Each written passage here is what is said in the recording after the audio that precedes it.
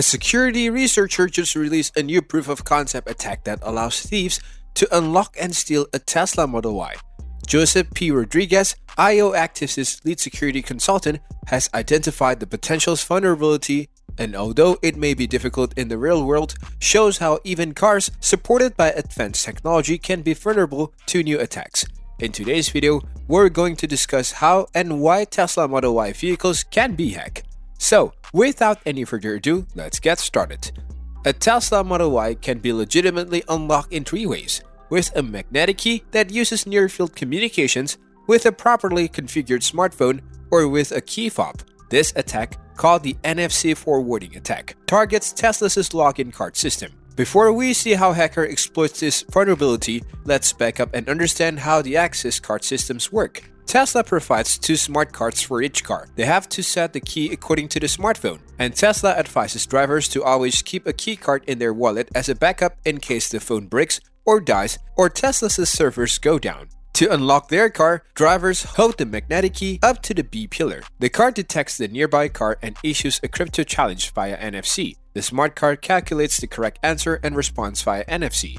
The car validates the answer and opens the door. The driver then has 2 minutes to start the car and leave before the access card has to be revalidated. This is the process that the NFC relay attack tries to interrupt. To succeed, the tag team attack requires two thieves to work together. One is near the car with a device called Proxmark, which is capable of mimicking NFC devices, while the other has to get close to the target's access card with a smartphone equipped with an NFC reader. The Proxmark and the smartphone communicate via Bluetooth or Wi-Fi. You can see it in actions in the video above. Of course, developing the attack was a bit more complex. Rodriguez had to crack Tesla's communications protocol to accurately emulate it.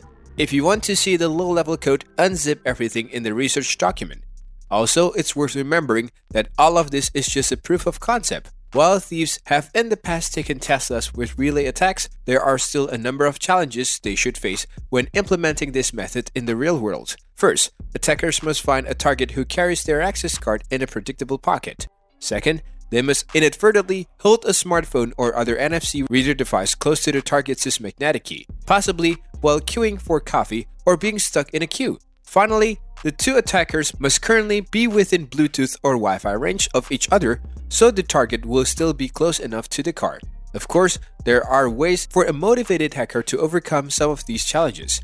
Rodriguez theorizes that the range of the NFC reading device could be increased from about 2 inches to about 2 feet. Likewise, Proxmark's Wi-Fi range can be increased by using a Raspberry Pi as a wireless relay. It also believes that it is possible to carry out the attack using an internet connection. Once the car is unlocked, the attacker can get in and drive. They can restart the car if they kill the engine, so they will most likely sell it for parts or steal any valuables left lying around. If you own a Tesla or any other car that uses an NFC key card, you should be aware of this attack, but don't worry too much. This kind of thing can only be achieved if you specifically target. Regular Tesla drivers going about their business are unlikely to be much at risk. That said, there are still a number of steps that can take to mitigate the attack. Enabling PIN to drive would prevent attackers from leaving. You can also store the access card in an RFID blocking case, which would prevent it from being read while queuing for your coffee.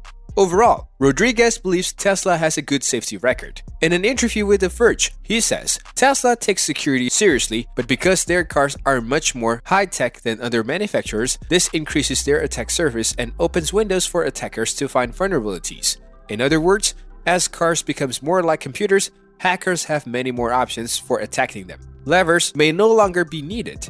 With that being said, it's time to end today's video. Press the like button and subscribe to our channel for more interesting stuff. Peace out.